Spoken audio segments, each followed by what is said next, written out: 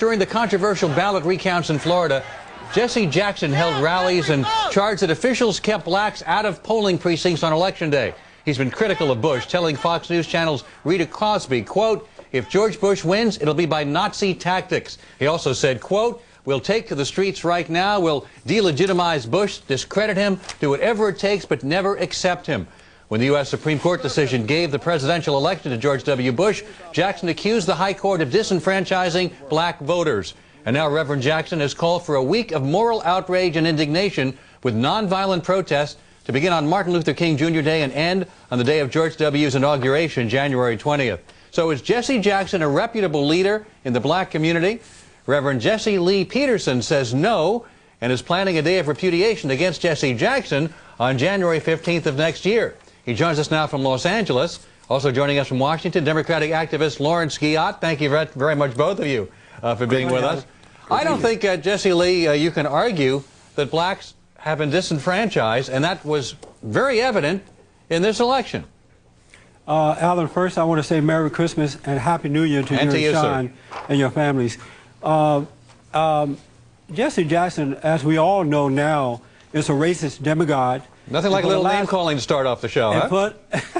And for the last 50 years, Alan, he and Al Sharpton and the liberal elite racist Democratic Party has brainwashed, demoralized, and taken control of black Americans to a point that most blacks, not all of course, but the average black person does not think for themselves, for him or herself. Secondly, Alan, let me just say this first and then I'll let you have it. Secondly, we have allowed this to happen, and now we see the type of man that he really is. Reverend Peterson, rather than respond to my question, you went on a rampage, and a name-calling rampage at that, against Reverend Jackson. My question to you had to do with voter disenfranchisement during this election, black voter disenfranchisement. And let me put up on the screen a statement by Allison Bethel, head of the Florida Attorney General's Office of Civil Rights. According to today's Washington Times, we can conclude that the problems had a disproportionate impact on the black community. This is for Florida. You know why, Alan? The reason is that the black Democrats were so desperate to win this race that they busload black people in from the streets, from the churches. But what they didn't realize is that most blacks had gone to public schools, the public school system, and they wasn't smart enough to go into the booth and point an arrow.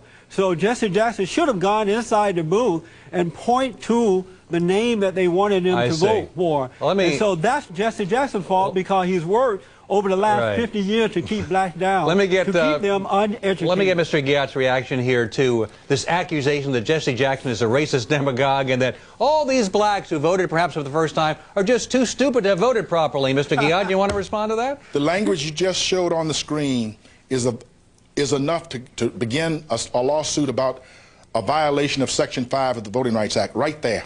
The disenfranchisement has been authenticated by the Washington Post, Reuters, the Nightline did a special on it. There's no question of the fact that it happened. The question now is, can we do two things? One, reconcile the fact that the Supreme Court has given the presidency to George Bush. And at the same time, we patriotic Americans who accept that fact also have the right to question the process and the disenfranchisement, and we begin to do that on January the 15th, and I will support Jesse Jackson in doing that. Well, Jesse Jackson simply is the individual who has registered more people to vote in America than all of the Reverend Petersons combined. Mr. Guyot, let me jump in here. Let me just remind you, sir, that 7 of the 9 justices, and you could hardly call Sandra Day O'Connor, Anthony Kennedy, Souter, and Breyer right-wingers or members of the vast right-wing conspiracy. 7 of the 9 had problems with the constitutionality of what was going on in Florida, sir, so I think that needs to be pointed out. Let's not rehash that old issue.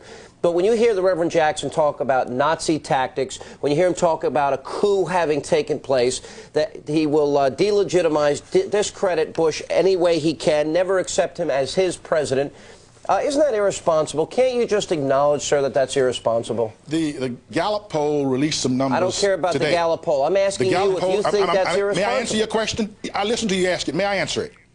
Said that 68% of blacks feel that the election was not done fairly. All right, that has nothing to do with my question. My question is very specific.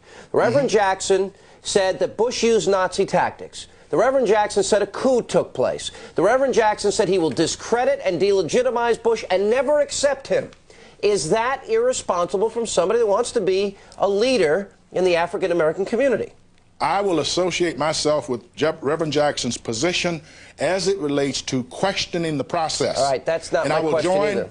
I will join the demonstration on the 15th for that purpose.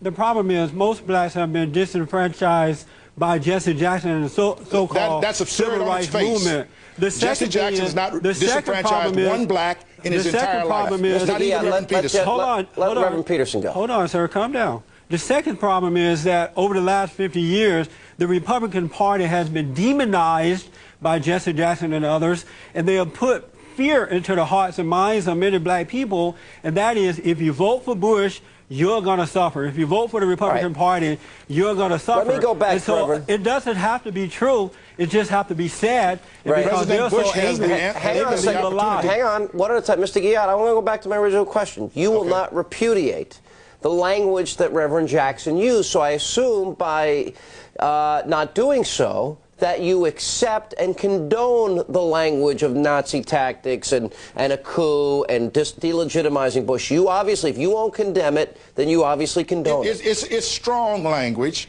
and but it's directed at disenfranchisement. Does it cross the line? And as far as I'm concerned, you can't be too strong in your attack on the concept of disenfranchisement. All right, Reverend, if a Republican, Reverend Peterson, were to use this type of language, say if it were Al Gore who was elected, I mean, the media would be outraged. The Democrats would be on TV saying how mean-spirited it is.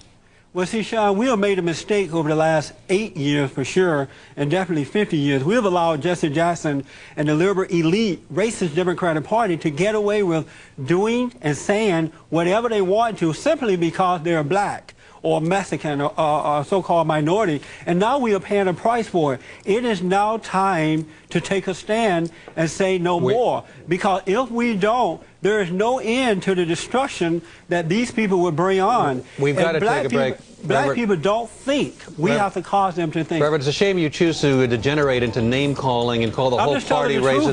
Well, we'll give you a chance to do more name-calling when we get back, unfortunately. Now we get back to our debate. We're continuing with the Reverend Jesse Lee Peterson. He is the president of the group BOND, the Brotherhood Organization of a New Destiny, and he's calling for a day of repudiation of the Reverend Jesse Jackson on January the 15th. Coming up, and also joining us is Lawrence Guyot, who's a Democratic activist. Let's talk a little bit, Reverend Peterson. What is this day, this National Day, it's the second annual, as I understand it, yes, of repudiation of the Reverend Jesse Jackson. What is this about? You know, Sean, if the KKK or the Republican Party was doing and saying exactly what Jesse Jackson is doing, America would be in outrage about it. Jesse Jackson has divided the races. There's a warfare between blacks and whites like never before in history. And now it's time to take a stand, and we're committed to taking that stand. Are you saying the Reverend Jackson is a racist? Jesse Jackson is a racist demagogue, and he's built a career out of that from the backs of black Americans. And a lot of black people are suffering for that as a result. Why do you say that's a serious charge? Why do you say he's a racist specifically?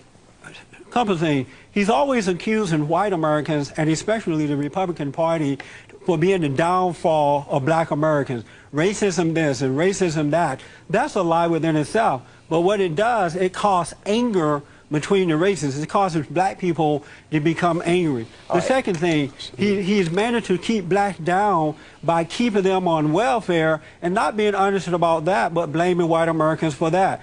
We cannot afford to allow that to happen. I do want to say, Sean, that people can help us. We need Americans to jump in and help us. We don't have a lot of money. We're not on the governmental program. And the way that they can help us, I have a new book on the market called From Rage to Responsibility. And it gives an in-depth insight as to what has really gone on in the black community. Let me go to Lawrence, because these are serious charges. I don't want to give Lawrence an opportunity to respond. Lawrence? Jesse Jackson has spent his life fighting to bring about political equity and economic justice to all people. Jesse Jackson has mobilized more voters and got more people actively participating in what to me was the classic political exercise in political education. From November the 7th to December the 12th, this country was electrified around voter participation, about voter responsibility, and we can now make political changes. President Bush can do more to change the relationship between the Republican Party and black Americans than anyone else, and he's off to a good start. I support his right, and we should give him the opportunity. Hold on, Reverend Peterson. Hold on, Reverend, one at a time, please. Let him finish. We should give President Bush the opportunity to make his argument and to make his case, because I think, and he's on the way to doing that, but we should, this is a time for civility. This is a time for respecting his right as president, but at the same time, attacking openly, root and branch, disenfranchisement. Reverend Peterson, disenfranchisement is un-American. Let me point out a couple of facts to you, Reverend Peterson. First of all, George W. Bush got a smaller percentage of the black vote than any candidate for president since Barry Goldwater in 1964. Abigail Thernstrom, no liberal, by the way, in her book, Whose Votes Count, writes of literacy tests in the past that have asked blacks to give the number of bubbles on a bar of soap or to read a Chinese newspaper in order to vote. Historically, this country has treated blacks horribly at the voting booth. There have been poll taxes in the past. Our history is not a very stellar one. And even in this vote in Florida, there are so many charges of black disenfranchisement. I'm amazed you're not outraged about it and speaking out about this disenfranchisement.